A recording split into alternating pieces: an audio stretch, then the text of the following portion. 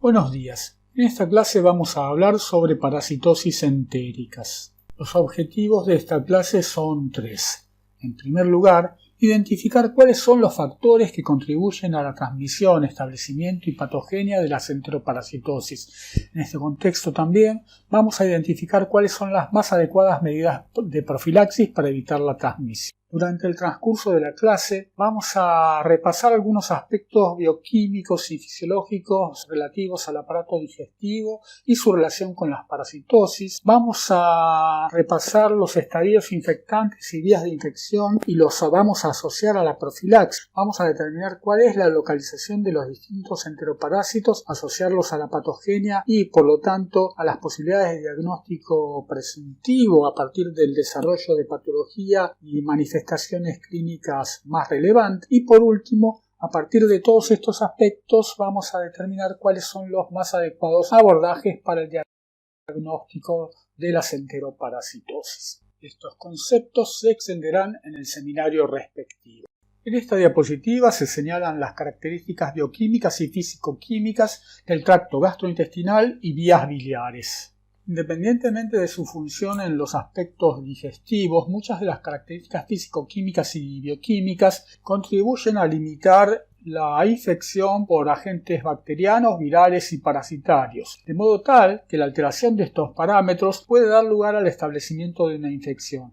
Dichas alteraciones pueden ser producidas por el propio agente infeccioso a posteriori de la infección o pueden estar vinculadas con alteraciones en la dieta u otros factores, incluyendo comorbilidades, tanto de origen infecciosas como no infecciosas. Como recordarán, y es fundamental desde el punto de vista de la transmisión, muchos de estos estadios se desarrollan en el medio ambiente, al cual contaminan y del cual el ser humano en contacto puede adquirir la infección, sea en forma directa en contacto con la tierra, como vamos a ver luego, o en contacto con alimentos contaminados por dichos estadios parasitarios. Esta diapositiva ilustra mediante fotografías la morfología de dos parásitos que clásicamente se encuentran en población pediátrica. Por un lado, Giardia duodenalis, que es un parásito cosmopolita, es decir, se haya distribuido prácticamente en cualquier latitud y longitud. Y por otra parte, Ascaris lumbricoides, que es el minto nematode de regiones templadas. Como vamos a ver luego, algunos de los estadios que se muestran en esta diapositiva pueden ser observados mediante métodos de diagnóstico directo, en tanto que otros solamente se muestran con carácter ilustrativo, como por ejemplo la presencia de larvas de Ascaris lumbricoides en pulmón. Esto último no es un hallazgo habitual en el diagnóstico parasitológico. En esta diapositiva se reseñan las posibles fuentes de infección y los distintos estadios parasitarios que pueden estar en las mismas. Por ejemplo, en el agua podemos encontrar huevos y quistes. Me refiero al agua de bebida a través de la cual ingresan estos elementos parasitarios al aparato digestivo.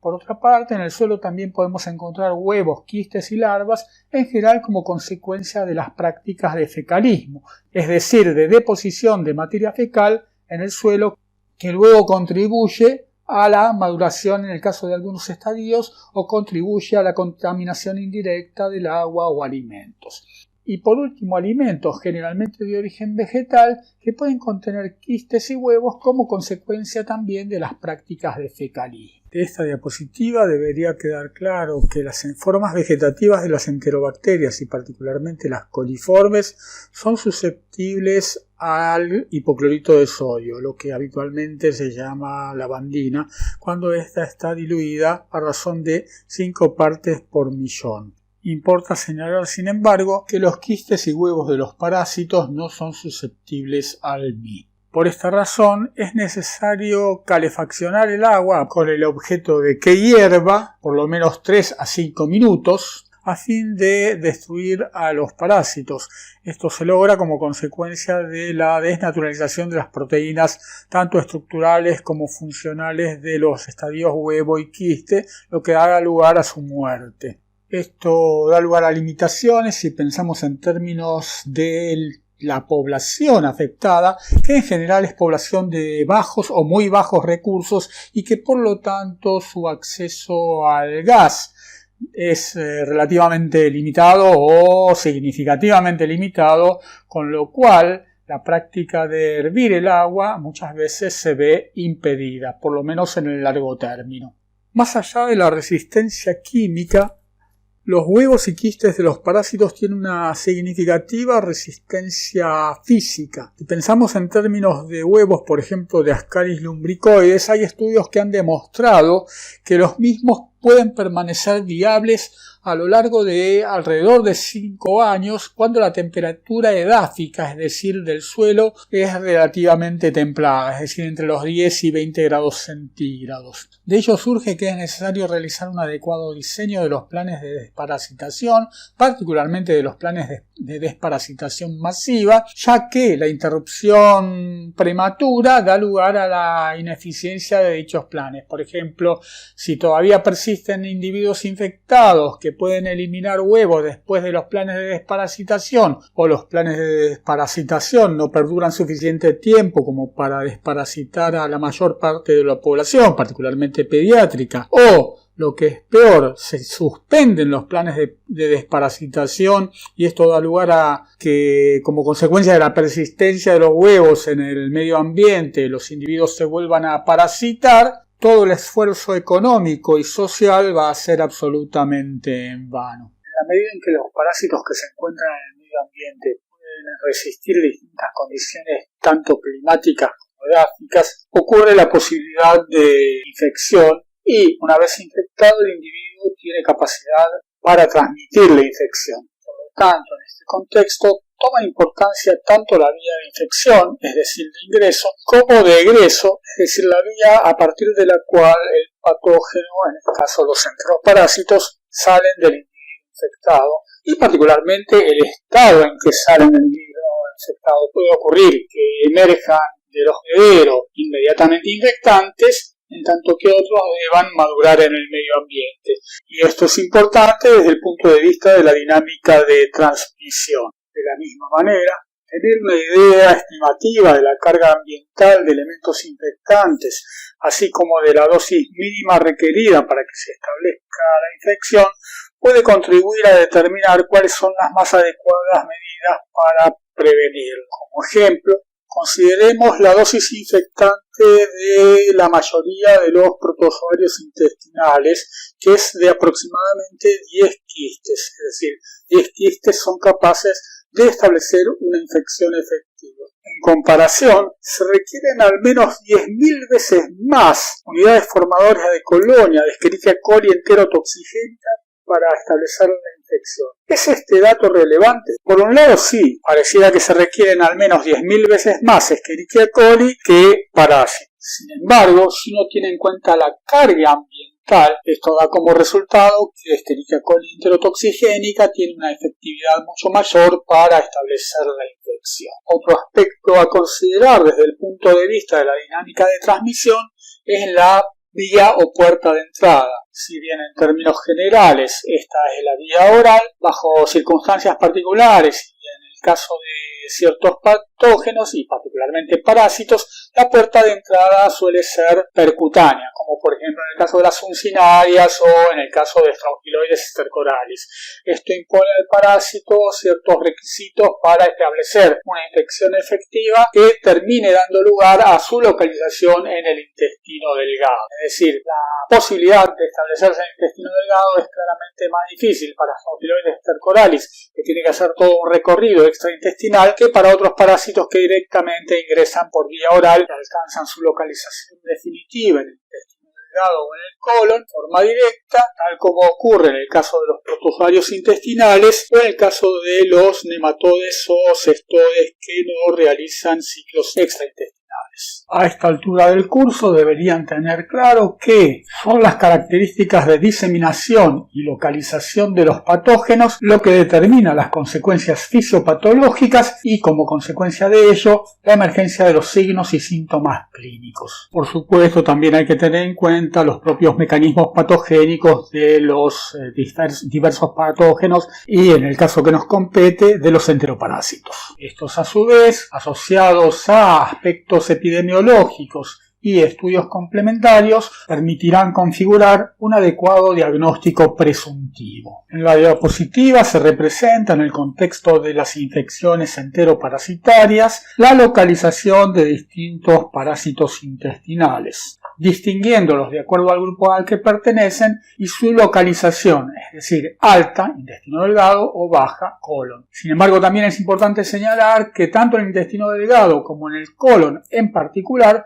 los parásitos pueden tener diferentes localizaciones. No es lo mismo la localización rectosigmoidea que la localización cecal desde el punto de vista de la patología y por lo tanto desde el punto de vista de los signos y síntomas que emergerán de estas localizaciones. Esto sin considerar aún los mecanismos propios patogénicos que los parásitos desencadenan. En relación con este último concepto, es importante señalar que tanto los mecanismos de invasión como de persistencia contribuyen a los fenómenos patológicos. En el caso particular de los protozoarios y helmintos intestinales, son importantes dos fases. En primer lugar, el desenquistamiento y la eclosión de los quistes y los huevos de los protozoarios y helmintos respectivamente. Estos fenómenos son inducidos por cambios en el medio interno de los pero no son mecanismos independientes de los puestos en juego por el propio parásito.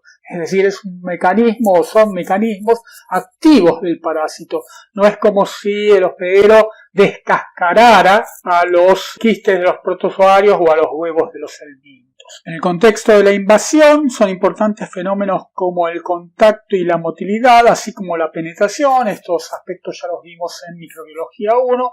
Y desde el punto de vista de la persistencia es importante el hecho de que el parásito pone en juego mecanismos para permanecer en el lugar en el cual se localiza, sea porque se adhiere a la mucosa intestinal, sea porque presenta elevada motilidad y lucha contra el peristaltismo intestinal, a la vez que eventualmente se multiplica o se reproduce. Independientemente de esto, el parásito pone en juego diversos mecanismos de evasión que contribuyen a que la infección parasitaria tenga carácter persistente. Esta diapositiva sintetiza los fenómenos señalados en la diapositiva anterior, a lo cual se suma una localización, el estómago, en la cual los elementos infectantes deben manifestar resistencia o deben presentar resistencia. Esta es la función particular de las envolturas tanto de los quistes como de los huevos, particularmente porque ambos son resistentes tanto a las enzimas hidrolíticas como al pH ácido que las activa. En las próximas diapositivas vamos a abordar algunos ejemplos de infección parasitaria intestinal causadas por protozoarios y helmintos, cuáles son los mecanismos patológicos,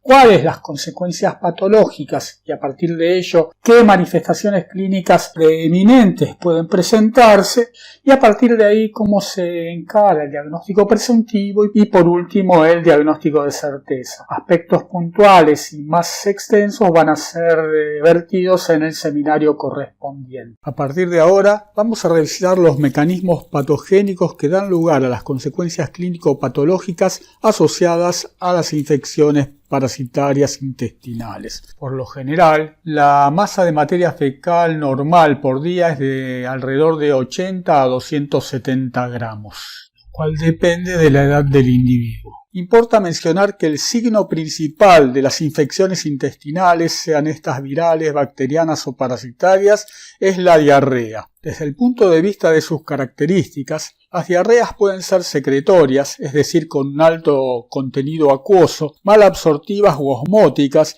asociadas generalmente a la incapacidad de absorción de lípidos complejos o carbohidratos complejos, lo cual les da un aspecto blanquecino y pastoso y maloliente, inflamatorias, aquellas en las cuales se observan por microscopía leucocitos, y por último, mucosanguinolentas, aquellas en las cuales se observa alto contenido de moco, así como eritrocitos aparte de leucocitos. Por último, corresponden mencionar las deposiciones con melena. Estas son estrías de color negro correspondientes a la digestión alta de hemoglobina. En general están asociadas a úlceras gastroduodenales, pero también es relevante considerarlas como diagnóstico diferencial en el caso de las infecciones por uncinarias, ya que en el caso de las uncinarias, dado que la infección es a nivel del intestino delgado, no se observarán eritrocitos, sino generalmente sangre digerida. También importa señalar que el tiempo de evolución orienta sobre la etiología de la infección intestinal. En general, las infecciones virales o bacterianas tienen un tiempo de evolución corto, no más de una semana y por lo general entre 4 y 7 días, y se denominan diarreas agudas. En tanto que las infecciones parasitarias suelen tener tiempos de evolución más prolongados, dando lugar a lo que se conocen como diarreas crónicas. Estas diarreas en general tienen una evolución de más de 4 semanas. Habiendo definido entonces los parámetros que permiten establecer el tipo de diarrea y por lo menos hacer un diagnóstico presuntivo inicial respecto a la etiología de la infección, vamos ahora sí a comenzar a desarrollar cada uno de los temas que mencioné previamente. Vamos a comenzar con las infecciones parasitarias intestinales causadas por protozoarios. Como ejemplo, en esta diapositiva vemos un diagrama y microfotografías relativas a Cryptosporidium parvum por un lado y a Entamoeba histolytica. Respecto a Cryptosporidium parvum, importa señalar que habitualmente es un patógeno que produce una diarrea de tipo secretoria. Sin embargo, es interesante señalar que en el contexto de la coinfección por virus de la inmunodeficiencia humana, algo que en general suele dar lugar a diarreas significativamente sintomáticas, la diarrea causada por Cryptosporidium parvum pasa de ser una diarrea de tipo secretoria a diarrea de tipo malabsortiva. Es decir, el mismo patógeno, dependiendo de las condiciones del hospedero, puede dar lugar a diferentes manifestaciones clínicas. En el paciente inmunocompetente suele dar una diarrea secretoria y de carácter autolimitada, es decir, aguda, y esto es una excepción en relación con lo que ocurre con las infecciones parasitarias, en tanto que en los pacientes inmunocomprometidos y particularmente los pacientes con SIDA da lugar a una diarrea malabsortiva. Los mecanismos asociados a esta diarrea malabsortiva están vinculados con procesos proapoptóticos que induce el parásito en el contexto de la coinfección por el virus de la inmunodeficiencia humana, y este fenómeno parece ser mediado por el transactivador de la transcripción del virus de la inmunodeficiencia humana, lo cual da lugar a la apoptosis de los enterocitos, a la atrofia vellositaria a nivel de las vellosidades y por lo tanto, al disminuir la actividad de disacaridasa y de lipasa que se encuentran expresadas en las células apicales de las microvellosidades, los lípidos complejos y los disacáridos no pueden ser absorbidos. Una situación análoga tenemos en el caso de Giardia intestinalis, tanto en un paciente coinfectado por el virus de la inmunodeficiencia humana como en un paciente que no lo está y que sufre una infección crónica. En este caso, el parásito promueve una intensa reacción inflamatoria en la mucosa que da lugar a la muerte por apoptosis de las células enteroepiteliales y por lo tanto a un proceso similar al que mencioné para el caso de la criptosporidiosis. En la imagen de la izquierda se muestra una microfotografía electrónica de transmisión en la que con asteriscos están señalados las células en las que se están albergando los parásitos intracelulares, y también se observa que hay sectores en los que la mucosa ha perdido las microvellosidades o ha sufrido atrofia vellositaria. Por otra parte, en el centro se muestra el diagrama de lo mencionado desde el punto de vista de la confección por el virus de la inmunodeficiencia humana y Cryptosporidium. En la imagen de la derecha, por otra parte, vemos 3 micrografías, arriba, abajo y abajo a la derecha, que muestran las lesiones causadas por entamoeba entamoeba histolítica, un parásito que se localiza en el colon y que, como recordarán de microbiología 1, causa úlceras intestinales.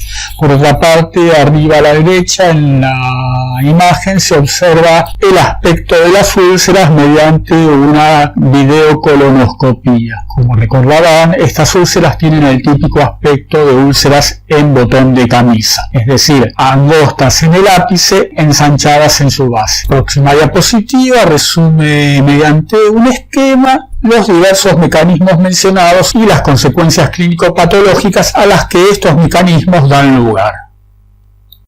En esta diapositiva se esquematizan las consecuencias de la infección causada por Yerba intestinalis, que como recordarán tiene localización luminal, y por diversas especies de coccidios intestinales que, como habíamos visto en la diapositiva anterior, tiene localización intracelular en el epitelio del intestino delgado. Interesante mencionar acá también que eventualmente en los pacientes con síndrome de inmunodeficiencia adquirida, Cryptosporidium parvum puede infectar colangiocitos.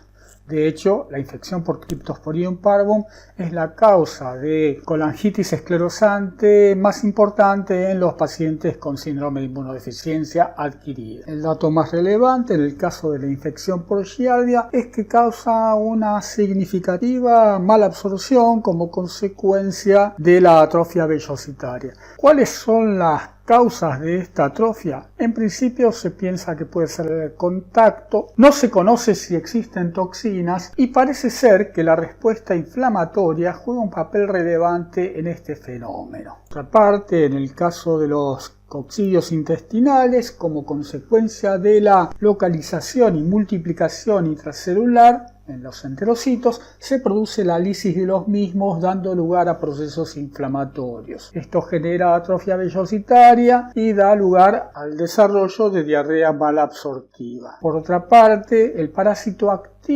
las células enteroepiteliales que secretan prostaglandina E2 y las células mesenquimales comienzan a secretar prostaglandina I2 que activa el sistema nervioso autónomo, dando lugar a la producción de acetilcolina y péptido intestinal vasoactivo que contribuyen a la diarrea secretoria. Esto en particular es relevante en el caso de pacientes inmunocompetentes, no en el caso de inmunocomprometidos. Por lo tanto, en este tipo de pacientes la diarrea suele ser autolimitada, es decir, de carácter agudo. En lo que se refiere a los protozoarios que infectan el colon, tanto Entamoeba histolítica como Balantidium coli producen la lisis por contacto e invasión de la mucosa intestinal, lo cual da lugar a necrosis, reclutamiento de leucocitos polimorfonucleares e incremento de la necrosis como consecuencia de este reclutamiento, lo cual se traduce en un proceso de tipo inflamatorio que persiste en el tiempo.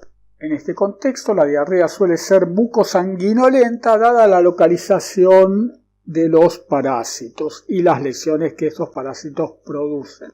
Este tipo de diarrea mucosanguinolenta es lo que se conoce como disentería y puede ser de origen parasitario, disentería mediana o disentería balantidiana, o bacteriana, el caso de la disentería causada por bacterias del género Shigella, en cuyo caso se habla de disentería basilar. Por lo tanto, hay que hacer diagnóstico diferencial entre ambos tipos de infecciones. Al igual que en el caso de los protozoarios, la persistencia de los helmintos juega un papel significativo desde el punto de vista del desarrollo de la patología y en consecuencia de las manifestaciones clínicas que la infección desencadena. Sea el caso de Ascaris lumbricoides, cuya elevada motilidad le permite luchar contra el peristaltismo intestinal, o el de las uncinarias, cuyos elementos bucales cortantes le permiten adherirse a la mucosa intestinal, o el caso de las hembras de Strongyloides stercoralis, que se localizan dentro de la mucosa intestinal, cualquiera de estos mecanismos da lugar a procesos de persistencia que contribuyen al desarrollo de reacciones inflamatorias o fenómenos de tipo irritativo locales, a los cuales se suma claramente el acervo antigénico de estos parásitos que contribuyen al desarrollo de una respuesta de tipo Th2, que es la que va a dar lugar a un incremento significativo del peristaltismo intestinal. Es este aumento del peristaltismo intestinal uno de los factores que contribuye al aumento de la frecuencia de las deposiciones en lo que se considera como diarrea. Sea porque invaden la mucosa como en el caso de Strongyloides cercoralis o en el caso de Hymenopilus nana, dicha invasión produce un proceso inflamatorio que da lugar a diarrea. Por otra parte, el contacto con la mucosa a través de mecanismos de continuo golpeteo con la misma del parásito claramente luminal como Ascaris lumbricoides genera un proceso irritativo.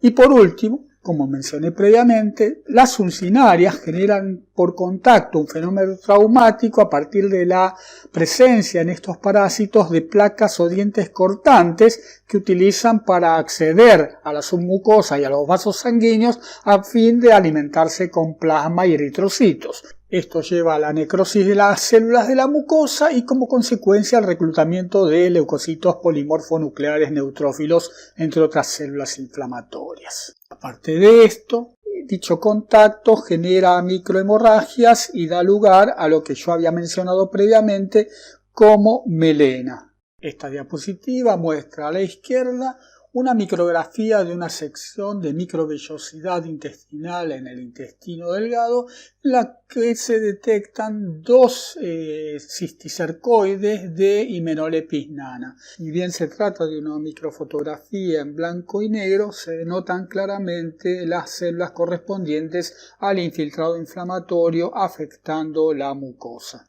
La diapositiva del centro se muestra un espécimen de Ancylostoma duodenale con su cápsula bucal adherida a la mucosa intestinal. De hecho, se observan parte del epitelio intestinal dentro de la cápsula bucal y alrededor de la cápsula bucal del parásito células inflamatorias. Estas células inflamatorias se ven mucho más claramente en el corte transversal de la mucosa, en cuya parte inferior se nota la cápsula bucal del parásito, lo que se observa en la figura de la derecha. Antes de establecerse en el intestino delgado, los geohelmintos realizan lo que se conoce como ciclo de luz y que ya hemos visto en Microbiología 1.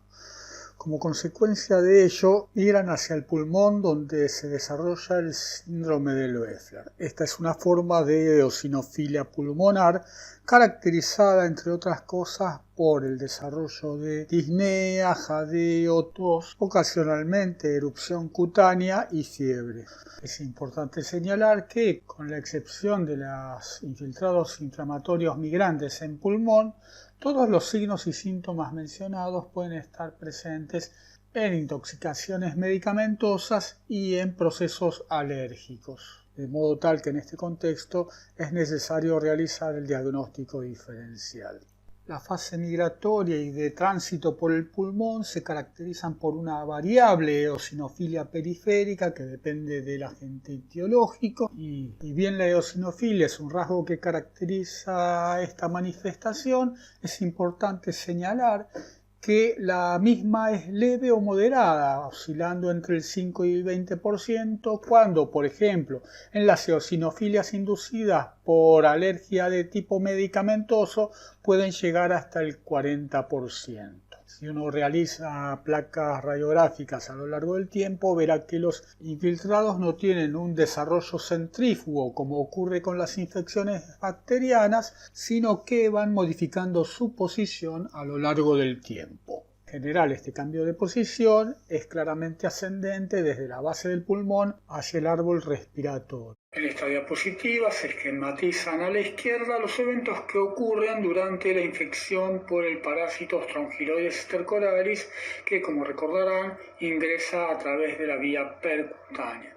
Por otra parte, a la derecha, en la parte superior y media, se señalan los cambios que ocurren a nivel del pulmón como consecuencia de la migración larvaria. Puede observarse claramente que entre el día 0 y 5 de la infección hay un aumento del nivel de infiltrado desde el lóbulo inferior hacia el lóbulo superior derecho del pulmón, lo cual concuerda con el fenómeno de migración hacia el árbol respiratorio desde la base. Por último, en la imagen inferior anterior corresponde a una microfotografía del parénquima y un alvéolo pulmonar en el que se observan una larva de estrongiloides y un intenso infiltrado inflamatorio de características eosinófilas abarcando todo el parénquima y rodeando la larva. A diferencia de lo que ocurre con los helmintos que habitan en el intestino delgado, particularmente los helmintos que se localizan en el colon no realizan un ciclo de migración extraintestinal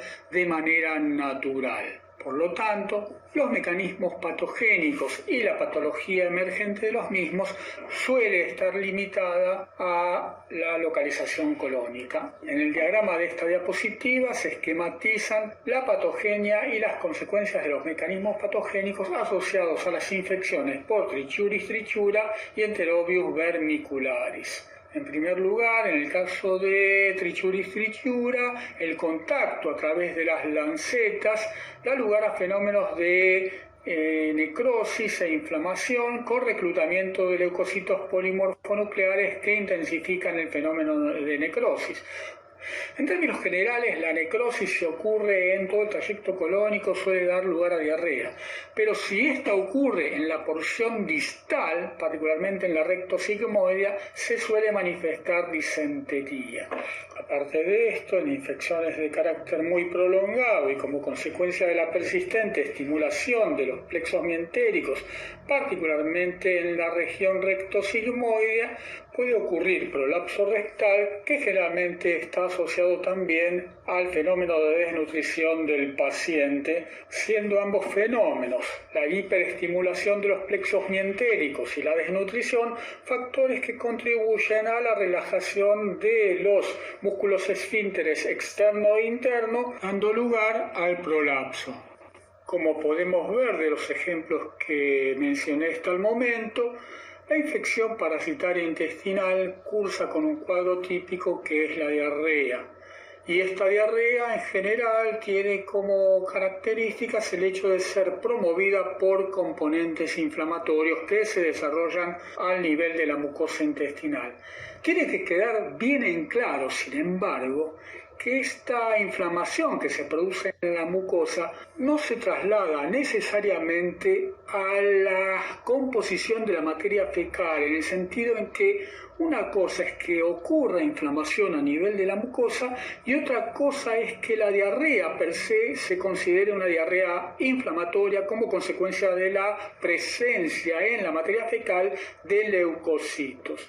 Esto ocurre solamente en general en las infecciones colónicas por entamoeba histolítica y raramente en las infecciones por Trichuris trichura. Un par de diapositivas que siguen vamos a ver que la diarrea no es el único signo o síntoma que puede aparecer en las infecciones causadas por helmintos intestinales, ya que estos, dependiendo de la carga parasitaria o de su tamaño, pueden dar lugar a otras patologías. El ejemplo que vamos a tratar corresponde al Ascaris lumbricoides, ya que este parásito permite entender cuáles son las consecuencias patológicas en función del gran tamaño del parásito, así como de la carga parasitaria. En el esquema de la diapositiva se representa a adultos de Ascaris lumbricoides en el intestino delgado, causando obstrucción y como consecuencia de ello un síndrome de abdomen agudo. ¿Cuáles son las causas para el desarrollo de este cuadro clínico? En primer lugar, el parásito mide entre 10 y 20 centímetros de longitud, dependiendo de si es un macho o una hembra plenamente desarrollados. Unos pocos parásitos de este tamaño no ejercen significativo efecto sobre el lumen intestinal.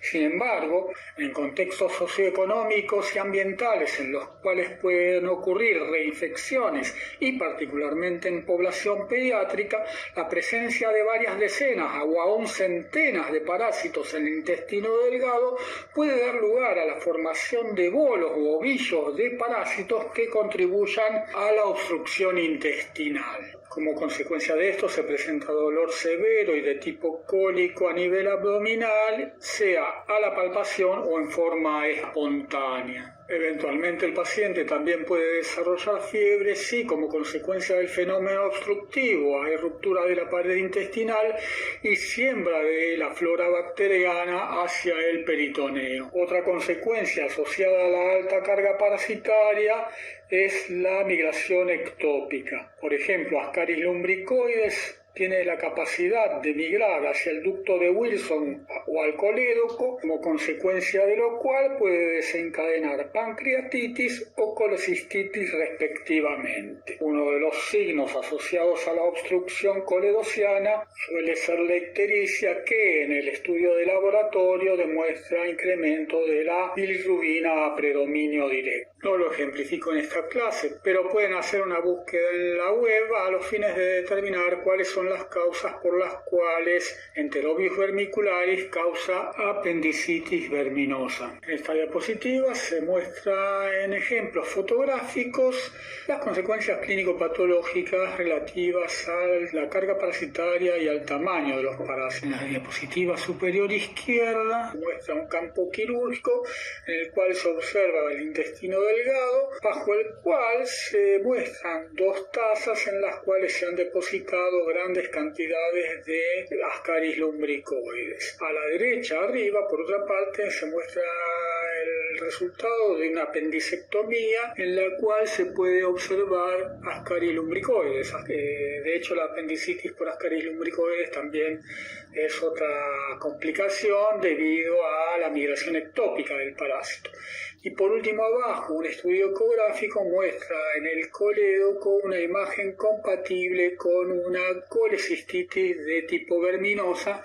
Se señala con la flecha la posible presencia de un parásito que por sus dimensiones podría ser Ascaris. En esta diapositiva se señalan los factores que contribuyen a la severidad de la enfermedad parasitaria. Uno de los factores es la edad. En general se observa que cuanto menor es la edad, más severas son las infecciones. Esto es por varias razones. Uno de ellos está señalado en el segundo renglón. Como consecuencia de la corta edad, en general ocurren reinfecciones. Esto en la medida en que los niños particularmente no han adquirido en ciertas etapas de la vida conductas vinculadas con la profilaxis, es decir, evitar el fecalismo, la geofagia, lo cual también está asociado al condicionamiento social. Por otra parte, estas infecciones pueden ser homotípicas, es decir, estar vinculadas con reinfecciones por la misma especie parasitaria, o ser heterotípicas, es decir, estar vinculadas con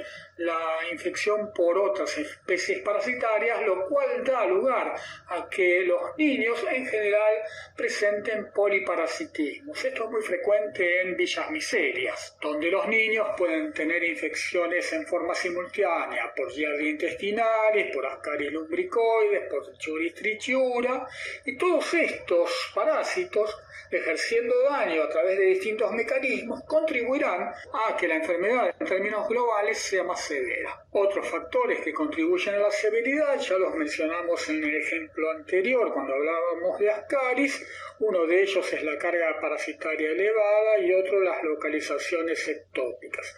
Todo esto lleva a cuadros en general desde leves a moderados e incluso severos de desnutrición. Más aún, si uno considera en términos generales los procesos de infección parasitaria en el contexto de inmunodepresión, en realidad no se ha visto, por lo menos en la mayoría de los casos de enteroparasitosis, que los cuadros de inmunodepresión contribuyan a un aumento en la severidad de la enfermedad, salvo un caso en particular, el de la estrongiloidosis. Como Strongyloides stercoralis puede permanecer quiescente por prolongados periodos de tiempo, si sobreviene un proceso de inmunosupresión, la hembra puede dar lugar a la producción de una masiva cantidad de larvas. Estas larvas migrar por torrente circulatorio y hacer ciclo de luz y volver a instalarse en el aparato digestivo, particularmente el intestino delgado, donde causan un síndrome de hiperinfección.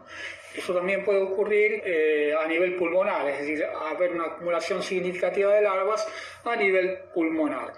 Por otra parte, en otro contexto puede darse lo que se conoce como un proceso de diseminación en el cual, a diferencia de lo que mencioné precedentemente, las larvas migran ectópicamente por torrente circulatorio a diversos órganos, incluyendo riñón, sistema nervioso central, hígado y diversas otras vísceras, y en el contexto de esa migración arrastran en su cutícula bacterias que provienen del tubo digestivo, por lo cual pueden dar lugar a procesos de sepsis. En la diapositiva se señalan las consecuencias de la enfermedad parasitaria, particularmente en el caso de las progresiones crónicas, algunas de las cuales ya vimos, pero no tratamos el tema de las alteraciones cognitivas o de la debilidad. En primer lugar, las alteraciones cognitivas no son de carácter primario, es decir, los enteroparásitos no afectan el sistema nervioso central per se, sino que están vinculadas esas alteraciones cognitivas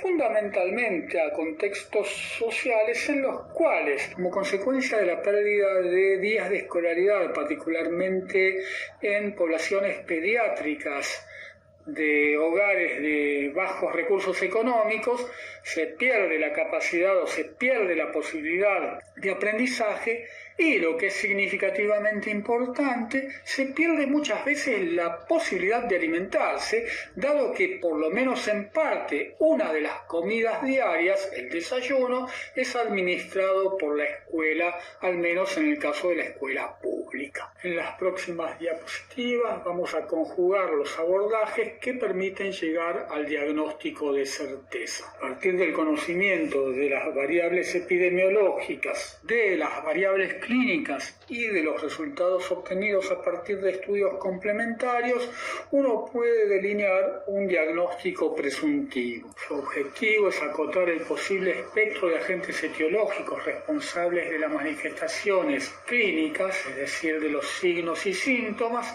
así como optimizar las estrategias para el diagnóstico de certeza, tanto en cuanto a los abordajes metodológicos como en cuanto al tiempo requerido para su ejecución. En cuanto a los aspectos epidemiológicos desde el punto de vista del diagnóstico presuntivo de la enteroparasitosis, importa en primer lugar, y dada la endemicidad de muchas de las enfermedades enteroparasitarias, conocer el lugar de origen o de residencia del paciente. En segundo lugar, cuáles son las características de su entorno ambiental, es decir, la casa como el ambiente en el que trabaja, el tipo de alimentos que consume, tanto en cuanto a su calidad, si son vegetales, si son animales, si están adecuadamente cocidos o no, y la fuente de agua, particularmente en lo que respecta a la posibilidad de disponer de agua por red o de agua por bomba,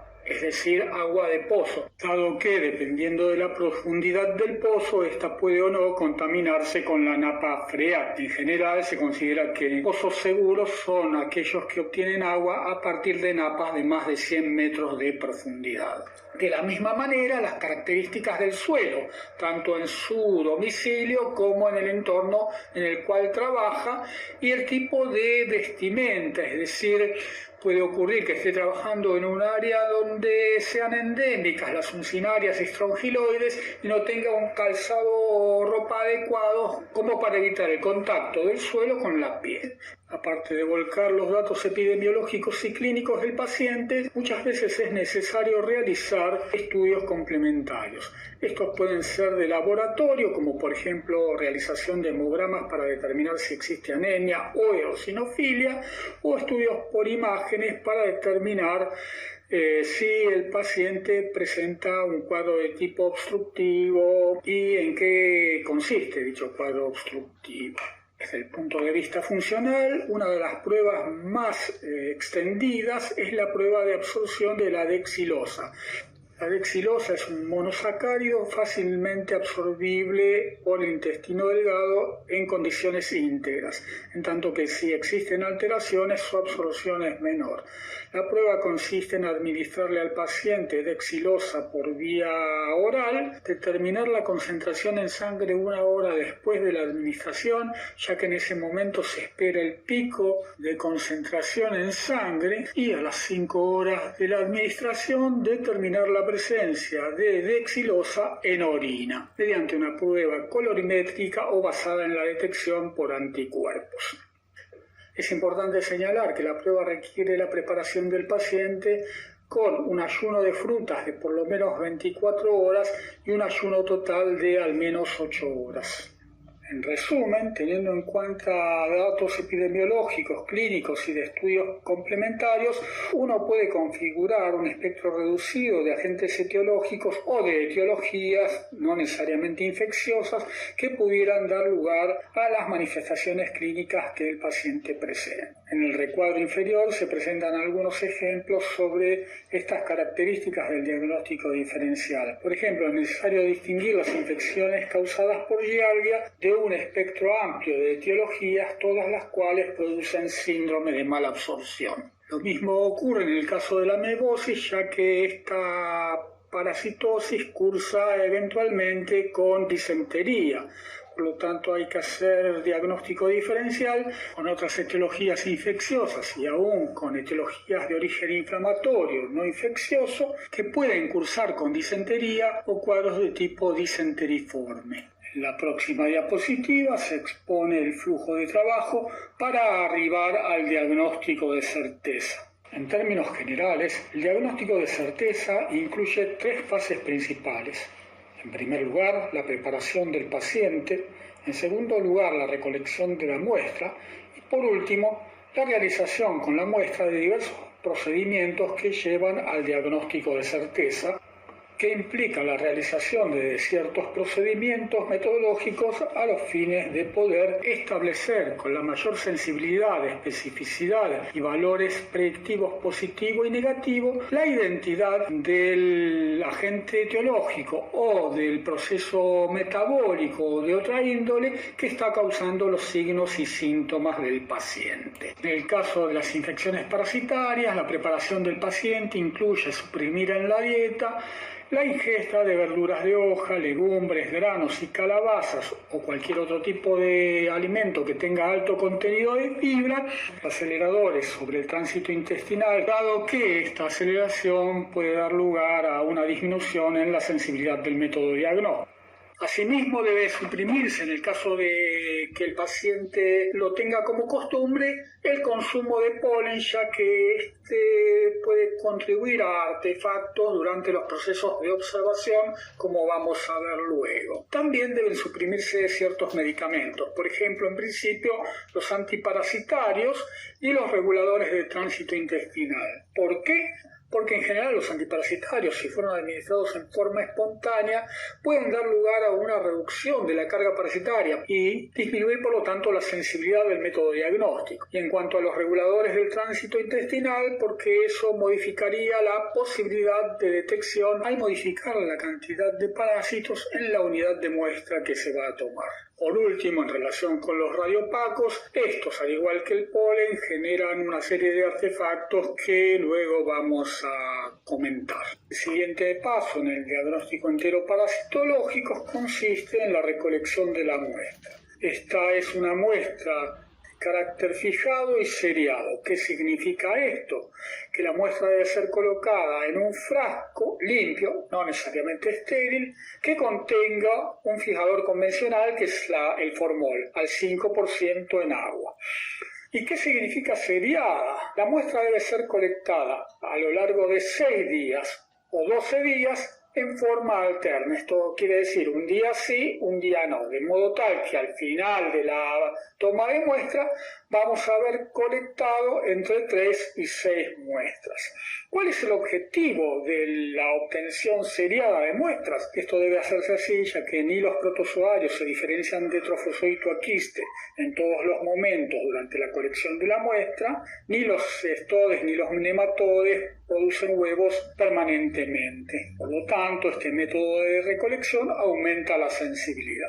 El último día de tomada la muestra para fijar, también se coloca una muestra en un frasco que contenga solución fisiológica.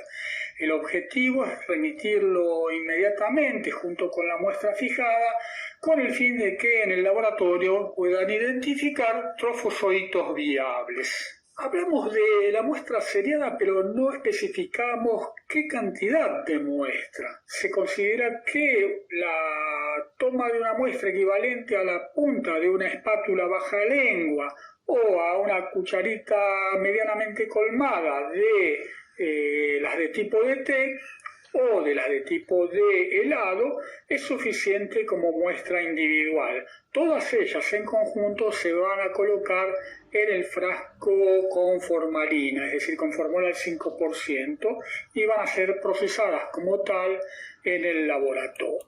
Importante mencionar aquí que el paciente debe homogeneizar la muestra, en general con una varilla de vidrio, menos preferentemente con una varilla de plástico, ya que no se puede desinfectar adecuadamente luego de la homogeneización, para lograr que el fijador penetre adecuadamente en todas las muestras de materia fecal ingresadas al frasco. Por último, aparte de su efecto fijador, el formol o la formalina en realidad tienen efecto desodorizante.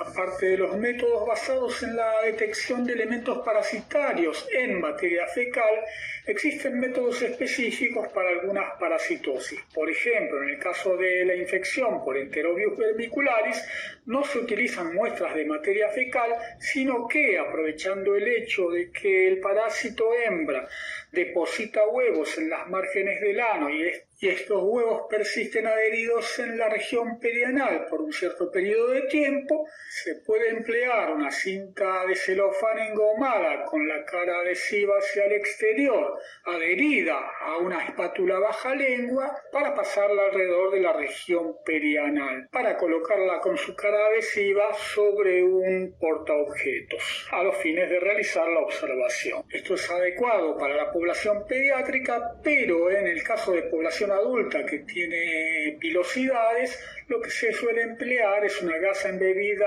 en solución fisiológica para luego colocarla en un frasco que contenga formol. Todos estos procedimientos deben ser realizados con guantes, dada la alta infectividad que tienen los huevos de Enterobius. Este procedimiento también se realiza en forma seriada, tomándose al menos 6 muestras, una por día, en general en las primeras horas de la mañana. El procedimiento en cuestión se conoce como la prueba de Graham-Garabuso, y cuando se emplea una gasa se lo conoce como escobillado perianal. Pueden encontrar fácilmente detalles del abordaje metodológico de la técnica de Graham-Garabuso en la web. Como vimos, el procedimiento de toma de muestra implica al final del proceso haber colectado entre 15 y 30 gramos de este material.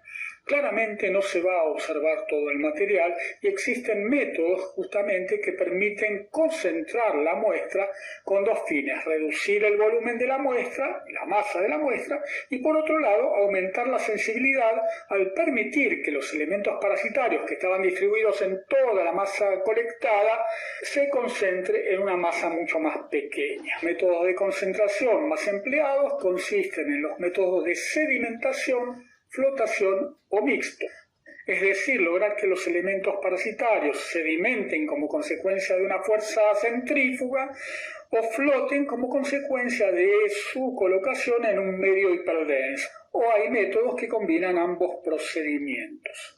Luego de esto se procede a la observación. Esta es en principio macroscópica o microscópica. La macroscópica permitirá detectar, por ejemplo, a simple vista, elementos tales como proglotides de cestodes, así como eventualmente adultos de Ascaris lumbricoides y de Enterobius vermicularis. En tanto que la microscópica será requerida cuando lo que se quiere observar son trofozoitos, quistes de protozoarios o huevos y larvas de helmintos. Resta mencionar un factor que es importante para evitar falsos positivos. Uno piensa en general que las técnicas de diagnóstico directo no los tienen. Sin embargo, yo había mencionado previamente artefactos que pueden presentarse como consecuencia de la ingesta de polen o de la administración de radiopacos en el contexto del proceso de toma de muestra. En primer lugar, las partículas de polen tienen un tamaño entre alrededor de 15 y 200 micrones, lo cual es un tamaño comparable al que tienen los quistes de protozoarios y aún los huevos de helmintos, en el caso del tamaño mayor. Y dada su morfología, pueden eventualmente generar confusión, particularmente en observadores poco experimentados. Por lo tanto, se informaría como positiva eventualmente una muestra de un paciente que ha ingerido polen. Esto es, se informaría un falso positivo. Respecto a los radiopacos, estos son sustancias no absorbibles que persisten en el tubo digestivo, en el caso de procedimientos de diagnóstico por imágenes. Y cuando son eliminados, los radiopacos son eliminados como pequeñas micelas que los procedimientos de concentración, que vamos a ver luego, no eliminan. Eventualmente, nuevamente, en el caso de un observador no experimentado, ser confundidas en función de su tamaño, atribuyéndoles la identidad de quistes. Obviamente, un observador experimentado no tendría esa confusión, dado que la micela carece de estructura interna, en tanto que en los quistes suele haber núcleos y suele haber restos del citoesqueleto o aún flagelos que claramente un observador experimentado puede distinguir. Desde el punto de vista de los abordajes para la observación, pueden realizarse montajes húmedos, que significa tomar muestras del material concentrado, colocarlas entre portaobjetos y cubreobjetos y mirarlas al microscopio óptico, en general a bajo aumento, 100 aumentos finales o 400 aumentos, raramente a 1000 aumentos, o realizar extendidos que serán coloreados con diversos colorantes para permitir la observación, sea de quistes o sea de trofozoitos en el contexto de la materia fecal. En la próxima diapositiva está representado el flujo de tareas que se realizan desde la toma de muestra hasta la observación microscópica. En el diagrama se representa uno de los tantos métodos empleados para la concentración de muestras de materia fecal, que es el método de Telemann modificado. Este método es uno de varios métodos que existen para este procedimiento. En este caso, en lugar de proveerse al paciente fórmula al 5% en agua, se le provee fórmula al 5% en una solución salina, tal que la densidad final es 1050 gramos por decímetro cúbico. La muestra de materia fecal se coloca en un tubo de centrífuga, a la cual se le agregan 2 mililitros de éter etílico. En realidad dice en la diapositiva éter sulfúrico porque es la forma en la que a partir del alcohol etílico se procede a la preparación del éter etílico. Se centrifuga a cierta velocidad durante un corto tiempo y se forman, como se observa en la imagen de la derecha, 4 capas. La capa inferior contiene restos de materia fecal y la mayor parte de los elementos parasitarios. Luego se encuentra la fase acuosa. En la fase intermedia se encuentran los lípidos y la mayor parte de la bilirrubina concentrada, y en la parte superior la fase del éter etílico, que contiene también gran cantidad de bilirrubina y toma desde tener un color claro, transparente, a un color amarillento. Se extraen cuidadosamente todas las fases por encima del sedimento para evitar el remezclado y se coloca una pequeña gota del sedimento entre portaobjetos y cubreobjetos para su observación microscópica. En esta última diapositiva, a modo de resumen y conclusiones, se presenta un punteado de los temas que tratamos en la clase. Nada más por el momento, muchas gracias, hasta la próxima.